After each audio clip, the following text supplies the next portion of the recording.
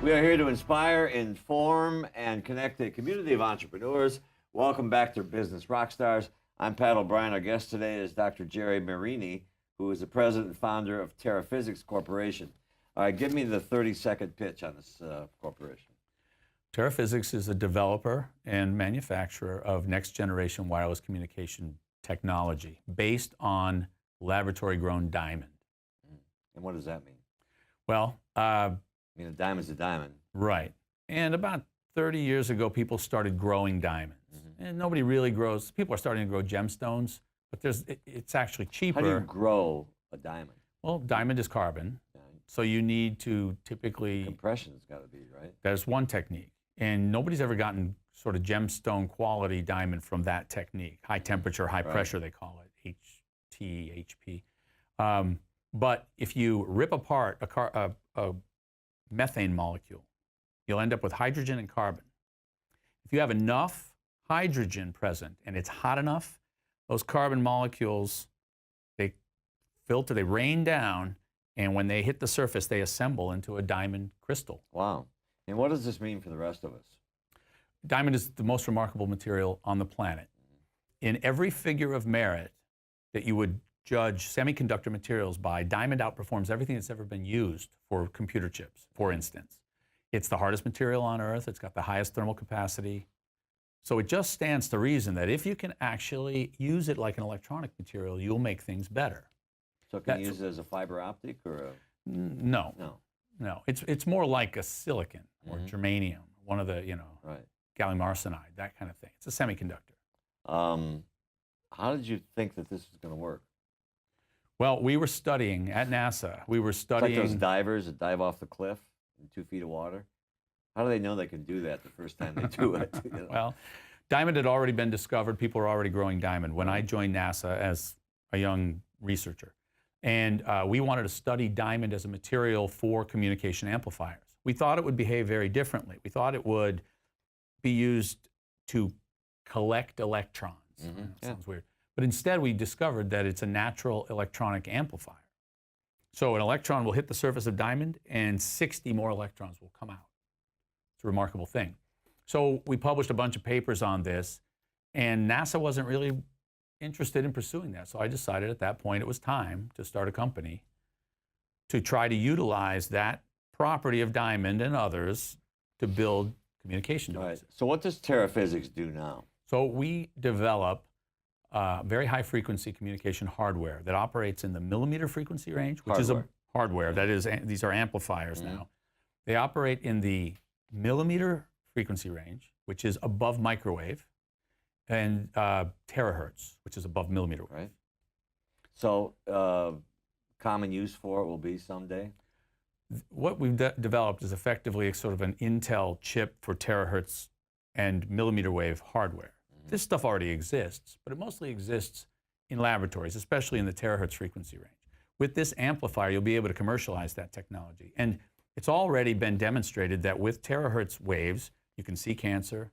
You can see through 6 to 8 layers of clothing and detect minute traces of raw explosive material from a safe distance.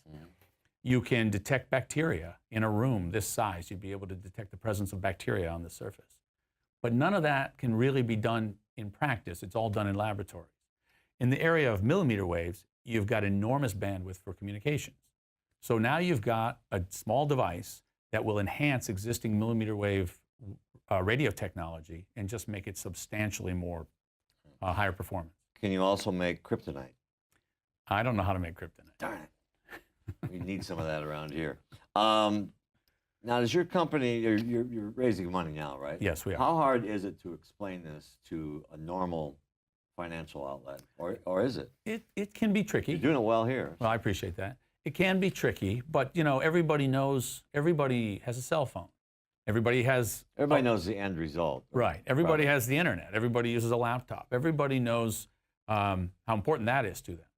And what this device does is gives you a lot more bandwidth to eliminate the problems that we still do have with wireless communications. Now, when I say up and running, how soon will this be available on a massive scale? We'll have devices integrated into commercially available radios within about 18 months.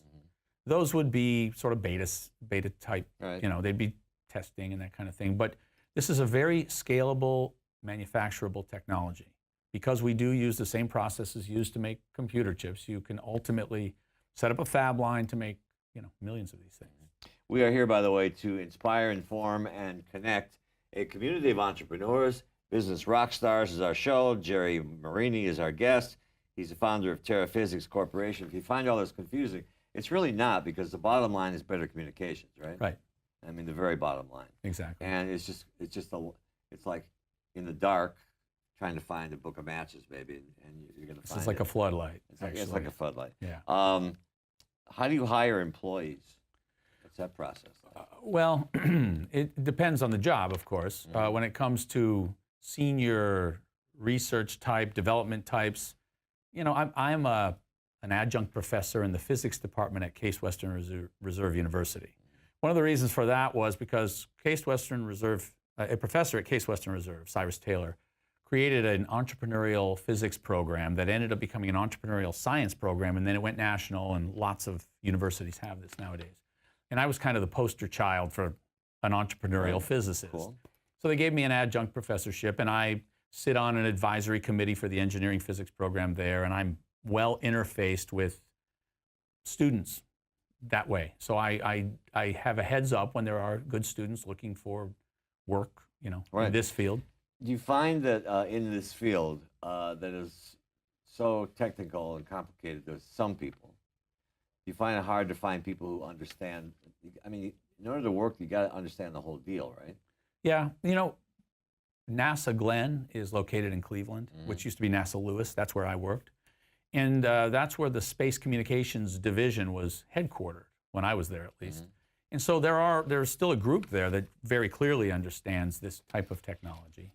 And, you know, people who get engineering degrees and want to work in that type of an environment would potentially go to NASA, and, you know, and they might be local. And I think people don't realize how much work NASA does besides going into give us space. a space shot every now and Yeah, then. right.